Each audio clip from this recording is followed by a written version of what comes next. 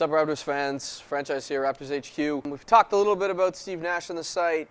Personally, I haven't talked about it that much, so I thought I'd give a quick take on things. Obviously, Campbell Ray, the Campbell Report's done a great job of covering the entire issue front to back, but more from a national team perspective, so I wanted to talk Raptors a bit. I'm going to start it with a question for the readers.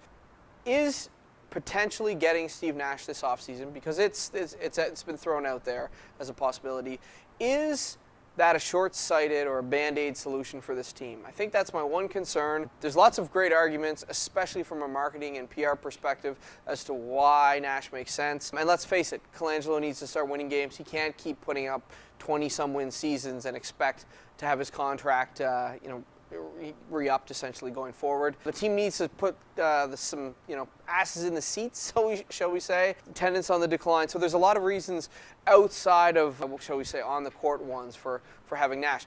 Now, I think my question is, from a Band-Aid perspective, if you bring Nash in, what do you do with Jose? Do you amnesty him? Do you try to find a taker for his services, et cetera, et cetera?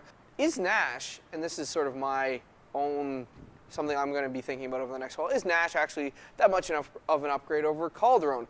Very similar point guards in many ways. Great in terms of not turning over the ball, pass first, also very good shooters. If Nash is, Calderon sort of here, Nash is your Calderon 2 or 3.0 maybe you'd argue. But, Nash isn't 22, he's not even 28 anymore. Is there an opportunity to do something with a younger guard instead?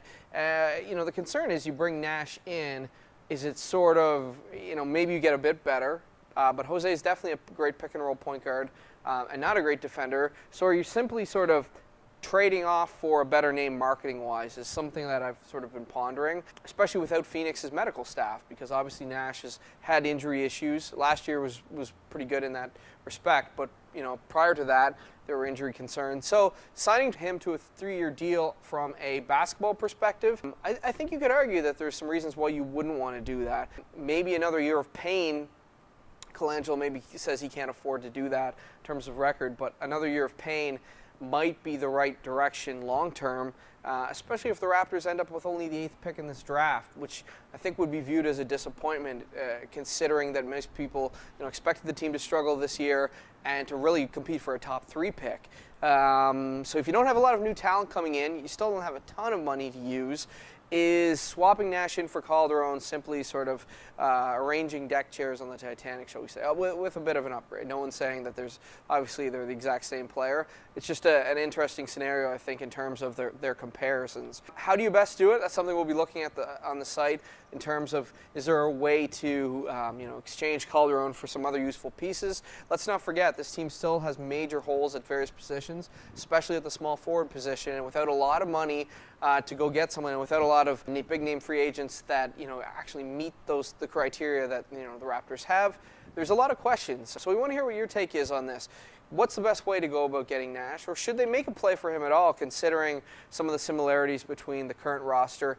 And then, of course, if you do make a play for Nash, what do you do with Jose Calderon? Give us your thoughts. We'll obviously be talking about this a lot on the site in the next little while. I will say, though, without a doubt, Nash coming in, it's hard not to be excited about the prospect of him playing for the team, Canadian kid, all the stuff that, goes with the Steve Nash experience. Obviously a big boon for the national program. So to that, outside of the basketball court, I think we'll give that a Raptors HQ cheers.